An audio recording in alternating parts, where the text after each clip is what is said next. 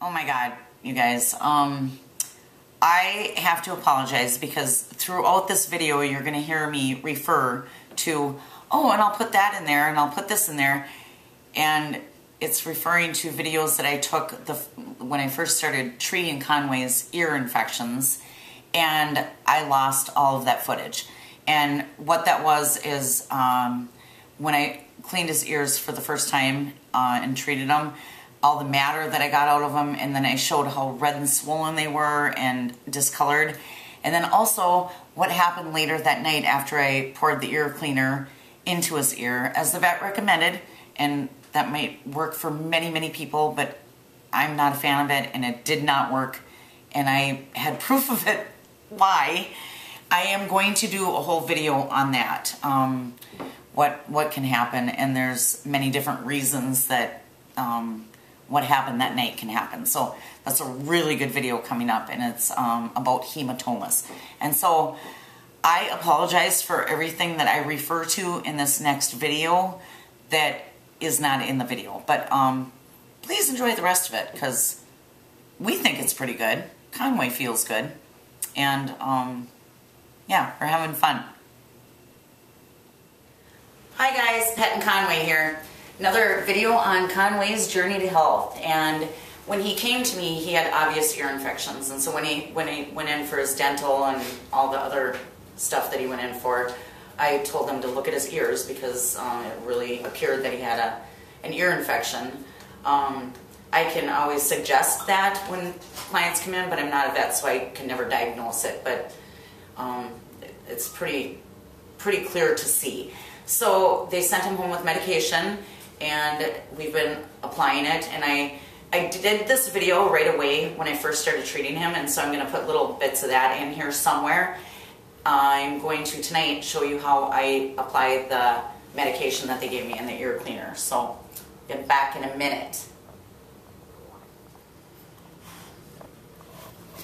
So these are the two products that they sent home, and I don't remember what I did in the other video that is going to be cut into this video, but we had a little incident one night, and I'll show you all about that, what happened. But it says to pour this directly in the ear and then wait a half an hour before applying the ointment. And I did that, and we ended up having some issues. So I'll explain that in the other video that I cut into here. So right now I'm going to just show you how to clean the ear, and I haven't been pouring it in there like they said, but I have been getting the ear really good and clean. So I'm just going to tear this cotton ball in half and liberally saturate this cotton ball with the ear cleaner, and then go in there and clean it really good. And he's still got a little bit of gunk coming out, but not even close to what you're going to see that came out that first night. And this is only just after a few applications, so there's hardly anything on this cotton ball. So then I'm going to take a Q-tip and get in all those little crevices. There's just mounds and mounds of crevices in a dog's ear, and you have to get them all clean. And so you can see a little bit of matter that's coming out right now. Now what I'm going to do is go down into the ear just a little ways, and the dog's eardrum is actually down further in, so you can actually lose the head of the Q-tip in the ear and still be safe. But I always like to put my fingers right here just in case that dog would turn really fast. That way, that's as far as it's going to go in. If I had it like this and the dog turned really fast, then I could damage the eardrum. Safety's key, right, Conway? Oh, it feels so good. He really likes to get his ears cleaned. Oh, it feels so good. You say, thank you, Pet Prepper. Thank you, YouTubers, for watching me get better and better and better. Okay. So it's been a half an hour, and I'm going to apply the Gentisol. And what you want to do, you never want to touch the tip of the applicator to the ear itself, because you can always transfer the ear infections back and forth. Another thing that I forgot to mention is that after I work on one ear, I sanitize my hands before working on the next ear, because just in case one ear is clearing up, you don't want to keep transferring that ear infection into the other ear. So I'm just going to put a few drops probably about 3 drops in the ear. Let it get down in there, and then massage the ear. Oh, that feels so good. That's what I say. It feels so good.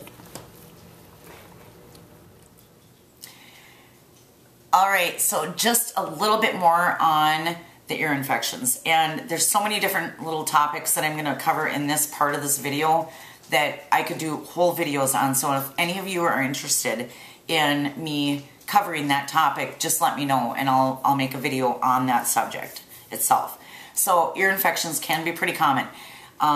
Certain breeds or certain lifestyles of dogs. Now, how to prevent ear infections. You want to keep your dog's ears cleaned regularly. And at the beginning of this video, I cleaned Conway's ears, or I treated him with the medication that the vet sent home, and I used the cotton ball and the Q-tip. That's how I recommend doing it. I'm not a fan of pouring anything into the dog's ears except the ointment that, you know, the actual medication itself. And that isn't pouring, that's just applying a few drops. If your dog does have ear hair, make sure that you are plucking that ear hair. And the reason is that you want the ear canal to be able to breathe. And so by plucking that ear hair, air can get to the ear canal and bacteria won't build up in the ear, and it'll help prevent infections. There's a lot of different breeds that have ear hair and a lot of different breeds that do not have ear hair. That is like a whole nother video in itself, and I can tell you how to tell if your dog has ear hair or not. A lot of breeds that do and a lot of breeds that don't. So do not self-diagnose. So many times when a client comes in and their dog obviously has an ear infection, I will tell them, your dog very possibly has an ear infection, please get him to the vet. I never say for sure because I'm not a vet, I can't diagnose it, but they will say, oh, we've got medication at home, we'll just use that. And then I try to talk them into seeing the vet, because you need to know if it's bacterial or if it's yeast, because if you're treating for the wrong thing, you can be causing more damage than good, because if you're treating for the wrong thing, the ear infection is going to keep getting worse, and you can actually cause hearing damage and a lot more damage than good. So make sure that you bring your dog to the vet when you're treating it. Less is more. Whatever they recommend to use, please only use that much.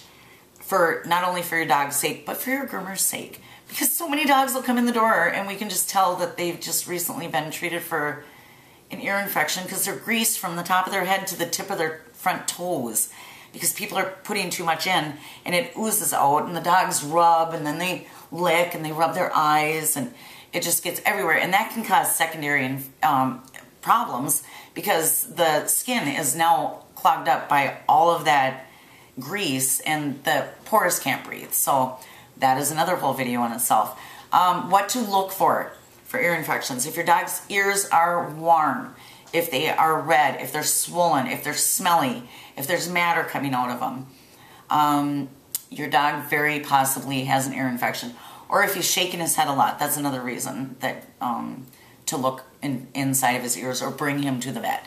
So I thank you all so much for watching, and I've really enjoyed this Conway's Journey to Health video. He's walking around right here, that's why I keep looking at him.